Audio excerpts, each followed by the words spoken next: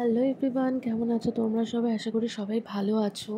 Actually আমি অনেক দিন পর এরকমভাবে ভয়েস দিয়ে ভিডিও করছি। আমি ভিডিও এডিট করতেও ভুলে গেছি, ভিডিও দিতেও ভুলে যাচ্ছি।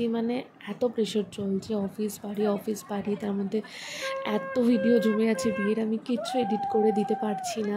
তো ফাইনালি আমি একটু সময় পেয়েছি, তাই জন্য আমি ভিডিওটা এডিট করে তোমাদের সাথে শেয়ার করতে চলেছি আমার বিয়ের গল্প। কী ঘটেছে আর কি। তো আগের দিনে বিয়ের আমার বাড়ির সাজটা তোমরা দেখতেই পেলে। সেদিনও আবার গঙ্গা নিমন্ত্রণ ছিল, আমার মামিরা সবাই গেছিলো। তো যারাই গেছিলো তাদেরকে আমি বলেছিলাম কিছু কিছু ভিডিও ক্লিপ নিতে, যাতে আমি এগুলো পরে আমার ভিডিওতে দিতে পারি।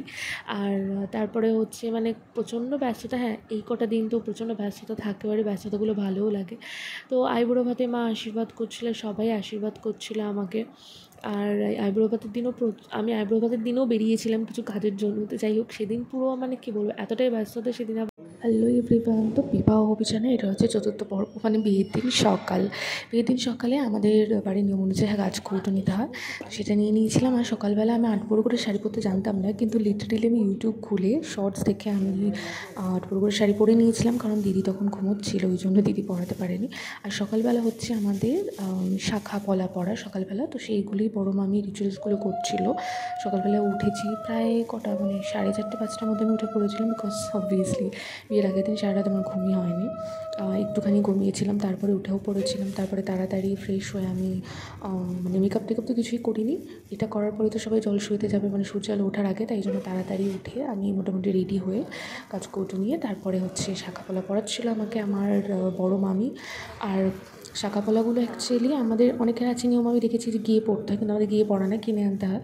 তো আমার হাতের মাপ অনুযায়ী আমার দিদি আর সেরকম মামি আগের দিন পেরিয়ে কিনে এনেছিল, তো সেইটাই এখন বড় মামি পড়াচ্ছিল। আমার হাতে একটু লাগছিল, তাই জন্য মুখটা ওরকমভাবে চেপে পড়ছিলাম। যখন এগুলো পড়ছিলাম তখন অবভিয়াসলি হাতটা আলাদা রকম চিন্তা মনের মধ্যে কাজ করছিলো যে ওকে, এই শাঁখাপলাটা এখন আমাকে সবসময় পড়তে হবে, অনেক দায়িত্ব হয়ে গেল, এসব একটা ভাবনা চিন্তা চলছিল হয়তো সবারই, হয়তো আমারও সেরকম হচ্ছিলো।